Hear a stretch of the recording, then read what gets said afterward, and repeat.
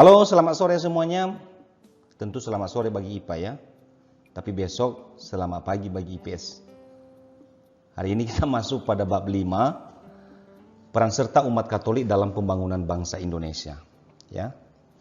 Ini kesannya seperti kewarganegaraan tetapi KWN. Tapi di dalam agama kita harus bahas juga. Karena gereja itu tidak bisa dia berdiri sendiri terlepas dari kehidupan bermasyarakat. Maka di bagian B kita akan melihat tantangan dan peluang umat Katolik, ya umatnya ya seperti kita, dalam membangun bangsa dan negara seperti yang dikehendaki Tuhan. Ya, ingat seperti yang dikehendaki Tuhan. Maka dalam hal ini kita ambil bagian turut serta yang memperbaiki bangsa ini kalau memang bangsa ini ternyata ada masalah. Ya, tentu dimanapun negara pasti ada permasalahan. Tapi apa sumbangsi kita sebagai bangsa Indonesia? Ya. Maka untuk itu mari kita awali pembelajaran ini dengan doa. Dalam nama Bapa, Putra, dan Roh Kudus. Amin. Allah Bapa yang penuh kasih, terima kasih untuk segala rahmat yang Engkau berikan kepada kami sepanjang hidup kami. Pada kesempatan yang indah ini kami akan belajar untuk memahami tentang tantangan dan peluang umat Katolik dalam membangun bangsa dan negara sebagaimana yang Engkau kehendaki.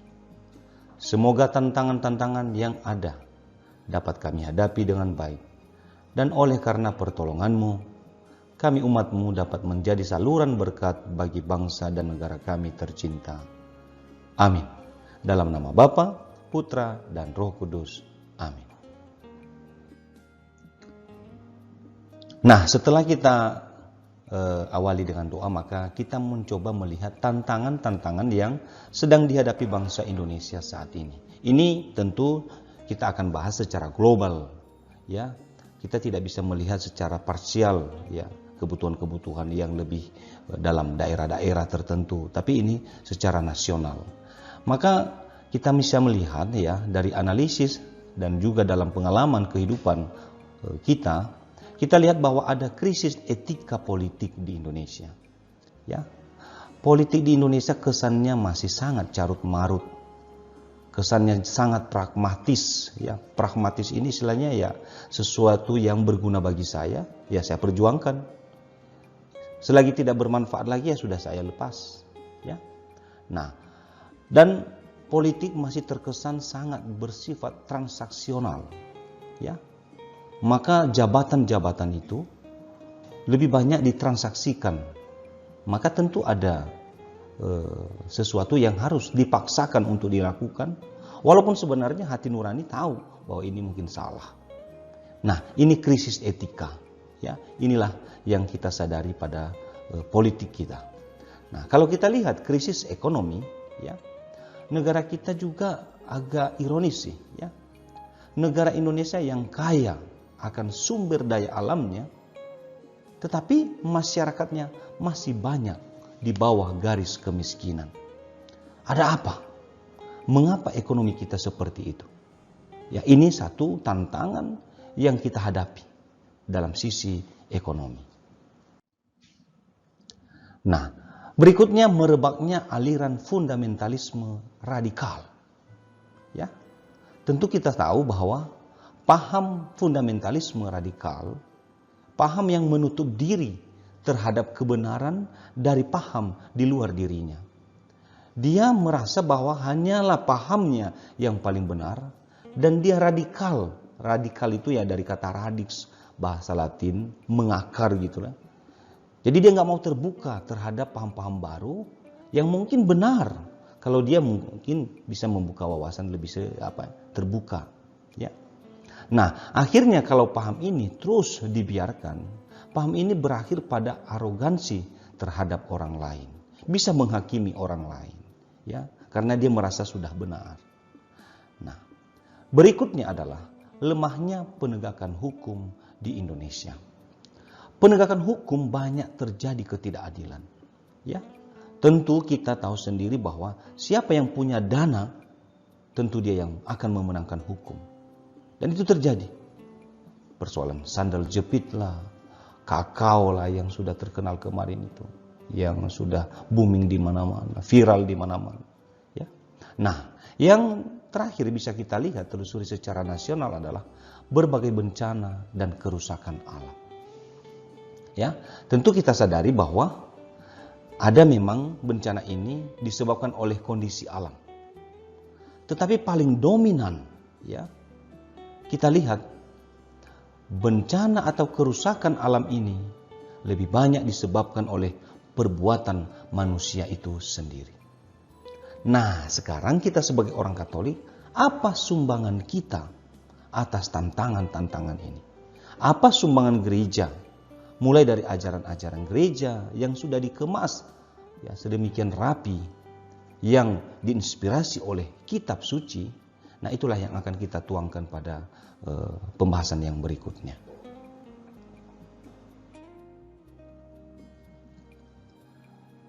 Nah, kita mencoba menggali ajaran gereja tentang peluang umat Katolik untuk terlibat, ya, khususnya di krisis etika politik.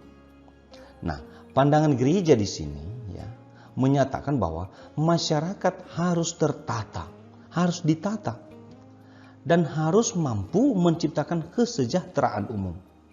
Ya, maka negara dan gereja harus menjalin kerjasama yang sehat, ya.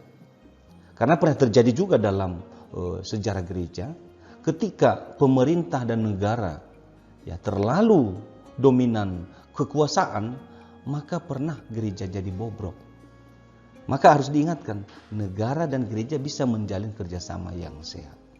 Nah, Konsili Vatikan II dalam Gaudium et Spes artikel 76 menyatakan di situ bahwa mewartakan kebenaran Injil dan dengan menyinari semua bidang manusiawi. Seluruh bidang manusiawi yang menyangkut kehidupan manusiawi secara keseluruhan. Maka harus Injil menyinari itu. Ya, dia harus membawa kebenaran-kebenaran dalam sisi kehidupan itu. Mau politik, ya, berhubungan dengan jabatan, ya, orang-orang yang bertepatan diberi kepercayaan, orang-orang Katolik yang mendapat jabatan harus mampu ya mengedepankan kerjasama yang sehat dalam meningkatkan kesejahteraan umum. Nah,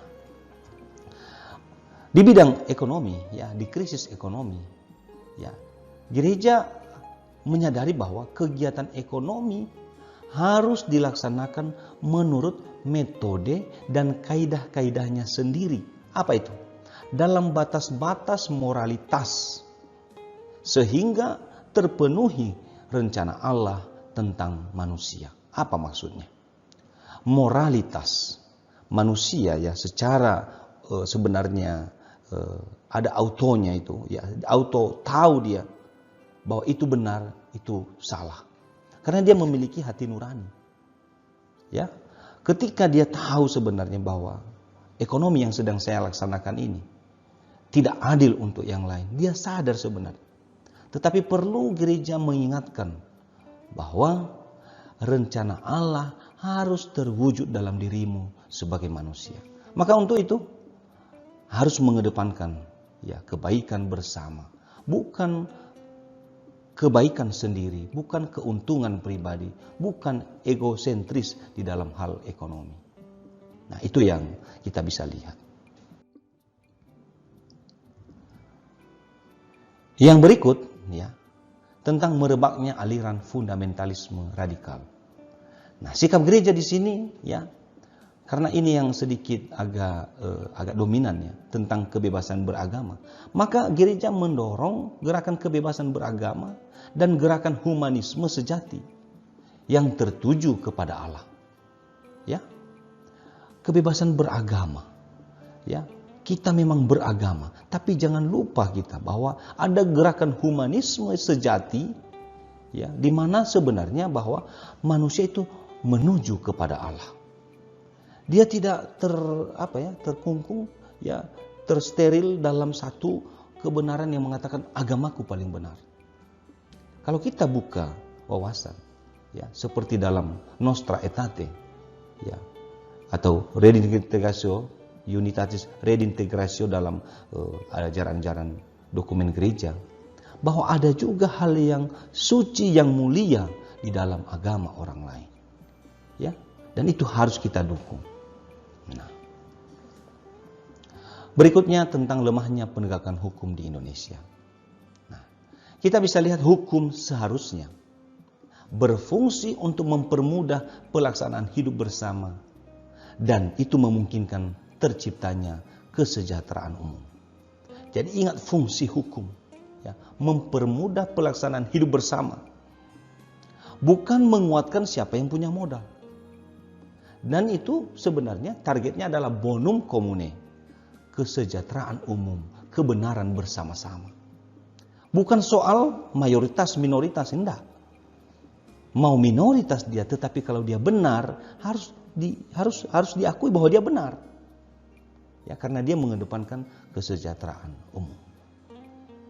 Nah, menurut keyakinan awal orang Yahudi juga dalam kitab suci Perjanjian Lama, dari kitab Ulangan 5, 12-15, Keluaran 20, ayat 8-11, Kejadian 2, ayat 3, ya sebenarnya mengatakan bahwa peraturan mengenai hari Sabat sebenarnya adalah karunia Allah demi kesejahteraan manusia.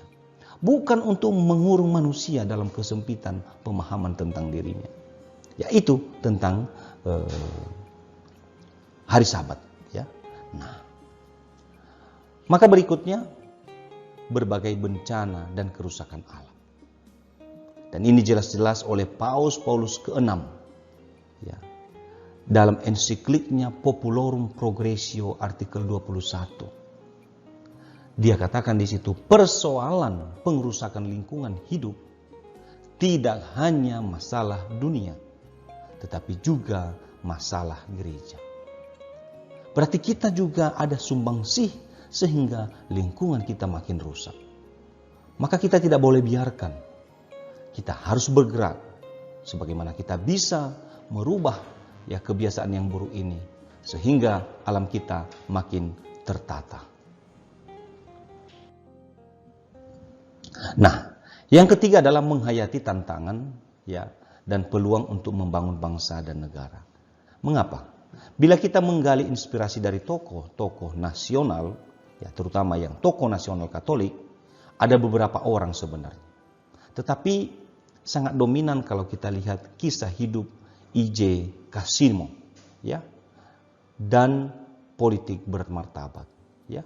Ignatius Cassimo ini adalah tokoh yang pada awal-awal kemerdekaan, dan dia memberi teladan bahwa berpolitik itu pengorbanan tanpa pamrih.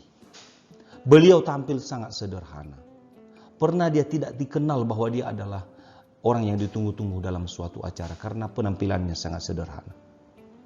Bagi dia, motto Salus Populi Suprema Lex, ya, Salus Populi Suprema Lex, apa artinya? Kepentingan rakyat, hukum tertinggi, dan itulah yang diperjuangkan oleh beliau. Dia penampilannya sederhana, dan dia melakukan sesuatu tanpa pamrih, dan itu menjadi teladan bagi kita. Maka para student sekalian, setelah melihat peluang dan tantangan yang ada, mari memilih dan mulai merefleksikan di mana Anda dan saya terlibat. Maka marilah mencatat tadi poin-poin penting dalam pembelajaran ini, sehingga nanti waktu ada evaluasi, dan lebih penting adalah dalam kehidupanmu sehari-hari bisa kamu wujudkan lebih baik.